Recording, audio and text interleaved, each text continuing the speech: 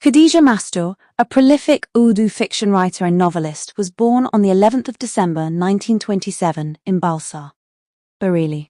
She began her literary career in 1942 and soon made a prominent place in the world of fiction thanks to her simplicity, quick wit, and deep social awareness.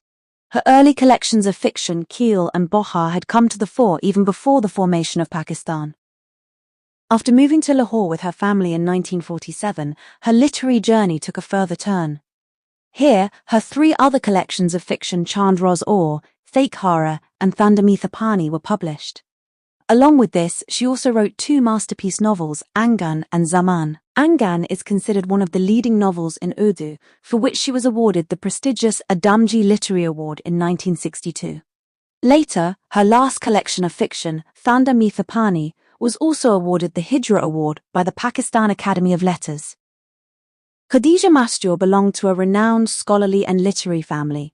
Her younger sister Khadija Mastoor is a big name in Urdu fiction. Her brother Khalid Ahmed is a prominent poet of modern Urdu poetry, while Akhtar Jamal and Tausif Ahmed Khan were also part of the same family. She was the wife of the renowned journalist and fiction writer Zahir Babar.